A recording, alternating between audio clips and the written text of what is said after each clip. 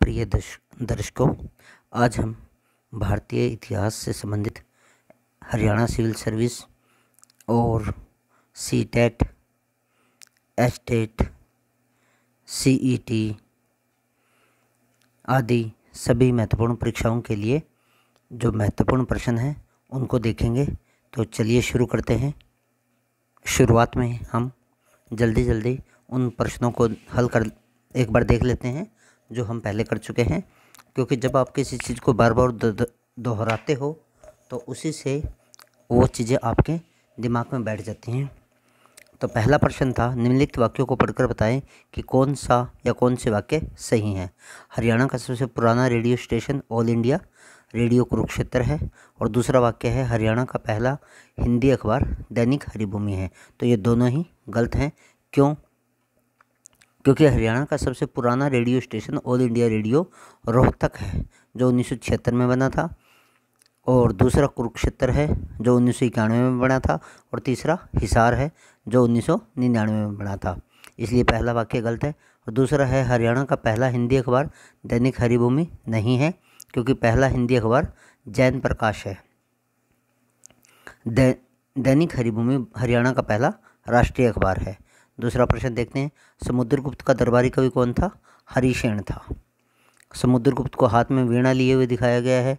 ये समुद्रगुप्त की सोने की मोहर है जिसमें उसके हाथ में एक राजदंड दिखाया गया है, और समुद्रगुप्त के राजदंड का नाम गरुड़ था। समुद्रगुप्त को भारत का नेपोलियन भी कहते हैं, और ये चंद्रगुप्त का पड़पोता था। तो हरिशेन समुद्रगुप्त का दरबारी कवि था। प्रयागराज में प्रयाग प्रशस्ति, जो कि कौशाम्बी चट्टानों पर उकेरित है, कि 33 पंक्तियाँ हरिशेन के द्वारा ही लिखी गई हैं। तो यहाँ से पता चलता है कि हरिशेन है वो समुद्रगुप्त का दरबारी कवि था। समुद्रगुप्त चंद्रगुप्त प्रथम तथा लिच्छवी की राजकुमारी कुमारी देवी का पुत्र था।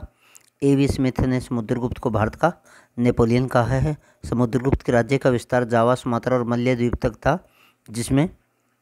जिससे पता चलता है कि उसके पास एक मजबूत नौसेना भी थी। तो और इस जो प्रश्न में थे, वाणभट्ट हर्षवर्धन का राजकवि था। चंद्रप्रदायी पृथ्वीराज चौहान का राजकवि था। और भवभूति कन्नौज के राजा यशोवर्मन का दरबारी कवि था। कंधार से लेकर बंगाल तक और नीचे दक्षिण में श्रीलंका तक इनका राज्य फैला हुआ था। अगर आपको ये प्रश्न विस्तार से सीखने हो तो आप इसी प्लेलिस्ट में जाके नीचे ये प्रश्नों के हल देख सकते हैं। अगला हमारा प्रश्न था, कौन सा राज्य 7 पहनों का भाग नहीं है? तो इसमें इसका उत्तर था सिक्किम।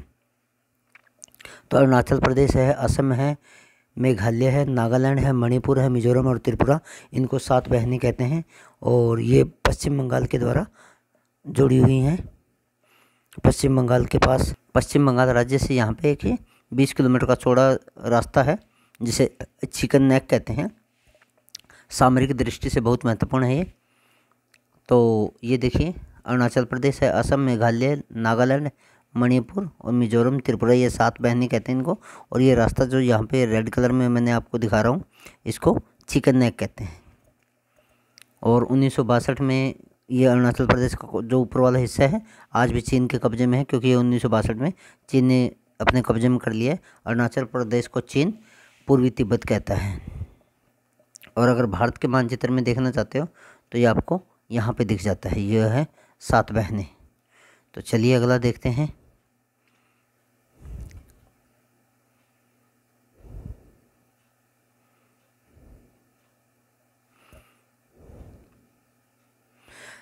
शिवांशी यादव का चयन इंडियन स्पेस रिसर्च ऑर्गेनाइजेशन में हुआ है।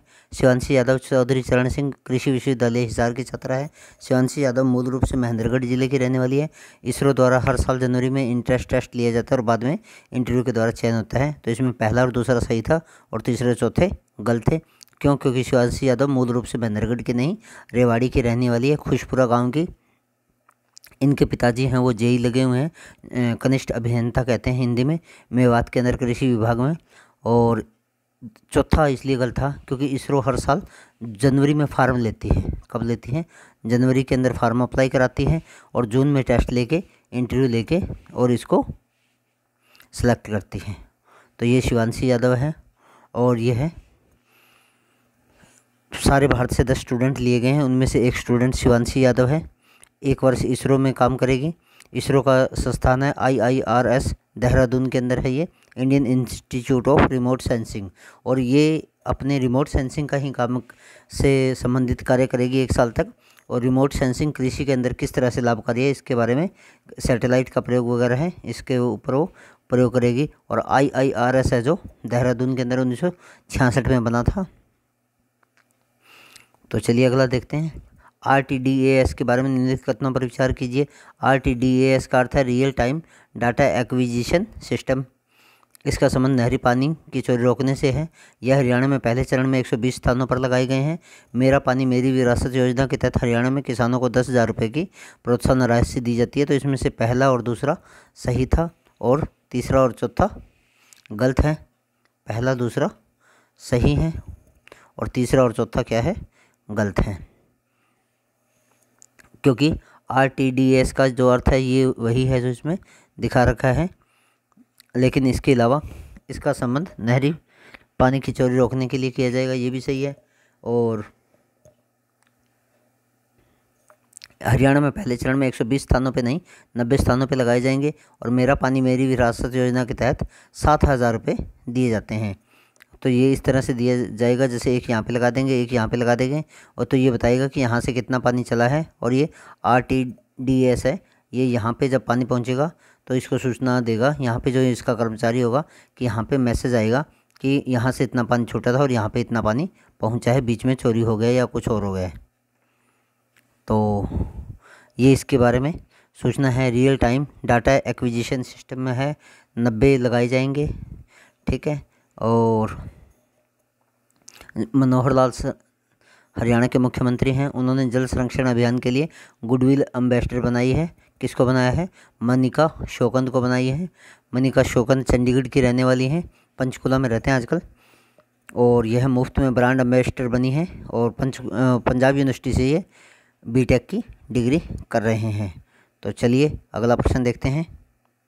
तो आज का हमारा प्रश्न है, ममेलुक का शाब्दिक अर्थ क्या होता है।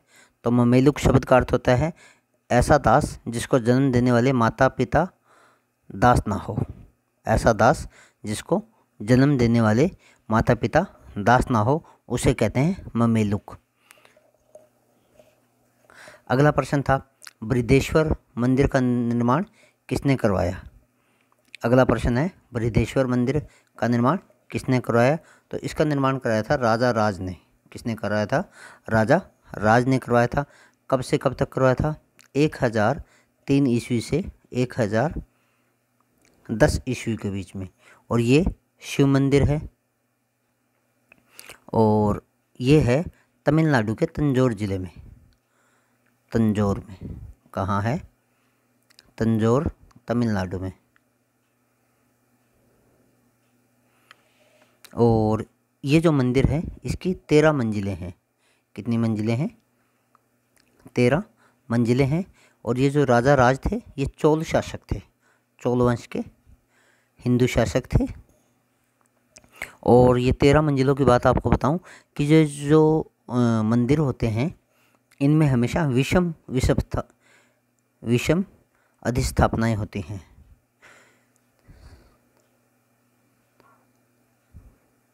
हमेशा विषम होती हैं। जैसे कि बृहदेश्वर मंदिर है उसमें 13 हैं। ये बृहदेश्वर मंदिर का मुख्य गेट है। ये बृहदेश्वर मंदिर का मुख्य गेट है। तो बोलिए जय शंकर की, जय शंकर की। हरियाणा वाले हैं तो भगवान शंकर के पक्के भक्त मिलेंगे। तो चलिए अगला प्रश्न देखते हैं। अगला प्रश्न है, किस आंदोलन के दौरान वंदे मातरम को राजद्रोह की संज्ञा दी गई थी। और अगर वंदे मातरम का कोई नारा लगाता था, अगर यह वंदे मातरम कोई गाना गाता था तो उसे सज़ा दी जाती थी। तो ये था स्वदेशी आंदोलन। कौन सा था, स्वदेशी आंदोलन। कब हुआ था ये, 1905 से लेकर 1911 के बीच में हुआ था। कब हुआ था, 1905 से लेकर 1911 में, जब बंगाल का विभाजन हुआ था तो उस समय बंग भंग हुआ था 1905 में। उस समय स्वदेशी आंदोलन शुरू हुआ था और उसके जो प्रमुख नेता थे वो अरबिंदो घोष थे। कौन थे, अरबिंदो घोष थे। और रविंद्रनाथ ठाकुर थे, रविंद्रनाथ ठाकुर थे। लाला लाजपत राय थे, लाला लाजपत राय थे। और इसके अलावा थे बाल गंगाधर तिलक थे, बाल गंगाधर तिलक। और अश्विनी कुमार दत्त थे, अश्विनी कुमार दत्त थे। और सुरेंद्र नाथ बनर्जी थे, सुरेंद्र नाथ बनर्जी। ये इनके प्रमुख नेता थे। तो पता होना चाहिए आपको, क्योंकि कई बार ये भी पूछ लेता है एग्जाम में कि इसके प्रमुख नेताओं के नाम या किसी के नाम देके एक अलग से नाम दे दिया जाएगा। तो अरविंदो घोष थे, रविंद्रनाथ ठाकुर थे, लाला लाजपत राय थे, बाल गंगाधर तिलक थे, अश्विनी दत्त थे और सुरेंद्र नाथ बनर्जी थे, सुरेंद्र नाथ बनर्जी थे। और अगला प्रश्न है, निम्नलिखित किलों में से ब्रिटिश ने किस किले का निर्माण सबसे पहले करवाया? तो Fort William, Saint George, Fort Saint George और सेंट डेविड, सेंट एंजलो। तो इसका आंसर आएगा बी, इसका आंसर आएगा बी। ये है फोर्ट सेंट जॉर्ज। जो संत जॉर्ज थे उनके नाम पे ये किला है। और अगर आप मानचित्र में देखोगे तो मानचित्र में ये यहाँ पे पड़ता है, इस जगह पे है, बिल्कुल कॉर्नर पे, तमिलनाडु में। कहाँ है? तमिलनाडु के अंदर ये यहाँ पे सेंट जॉर्ज। कई बार मानचित्र देके भी पूछ लेता है कि ये कौन सा किला है। तो सेंट फोर्ट जॉर्ज के बारे में देखिए, तमिलनाडु के अंदर है, तमिलनाडु में मद्रास में है। कहाँ पे है? मद्रास में है, तमिलनाडु में। और 1944 में बना, सॉरी 1644 में बना था। ये कब बना था? 1644 में। और ये पर्सन सिविल सर्विस प्रारंभिक परीक्षा 2007 में आया हुआ है, सिविल सेवा परीक्षा 2007 में आया हुआ है। और इसके अंदर म्यूजियम है, एक तो म्यूजियम है, एक तो इसमें म्यूजियम है और एक इसके अंदर वेलजली हाउस है। ये भी पूछ लिया जाता है कई बार, वेलजली हाउस। तो उम्मीद है समझ में आ गया होगा। Fort Saint George. तो फोर्ट सेंट जॉर्ज किला था जो कि अंग्रेज़ों ने बनाया था भारत में सबसे पहले 1644 में। कहाँ पे है? तमिलनाडु के अंदर, मद्रास के अंदर है। और चलिए इससे आगे देखते हैं। इससे आगे है वंदे मातरम, उसकी व्याख्या थी पहले प्रश्न की। स्वदेशी आंदोलन के दौरान वंदे मातरम गायन के लिए राजद्रोह की सज़ा दी जाती थी। 7 नवंबर 1876 को बंगाल के कांतल पांडा गांव में बंकिम चंद्र चटर्जी ने वंदे मातरम की रचना की थी। 1882 ईस्वी में वंदे मातरम बंकिम चंद्र चट्टोपाध्याय के प्रसिद्ध उपन्यास आनंद मठ में शामिल हुआ था। इस उपन्यास में यह गीत भवानंद, किसने गाया था? भवानंद नाम के सन्यासी के द्वारा गाया गया था। और इसकी जो धुन है वो यदुनाथ भट्टाचार्य ने बनाई थी। भारत का राष्ट्रीय गीत वंदे मातरम 1896 में गाया था पहली बार। मूल रूप से वंदे मातरम के प्रारंभिक जो 2 पद हैं वो संस्कृत में हैं और शेष गीत क्या है? बांग्ला भाषा में। वंदे मातरम का अंग्रेजी अनुवाद अरविंद घोष ने करवाया था, अरविंदो घोष करवाया था। दिसंबर 1905 में कांग्रेस कार्यकारिणी की बैठक में गीत को राष्ट्रीय गीत का दर्जा प्रदान किया गया। बंग भंग आंदोलन में वंदे मातरम राष्ट्रीय नारा बना। 1906 में वंदे मातरम देवनागरी लिपि में प्रस्तुत किया गया। कांग्रेस के कलकत्ता अधिवेशन में गुरुदेव रविंद्रनाथ टैगोर ने इसका संशोधित रूप प्रस्तुत किया।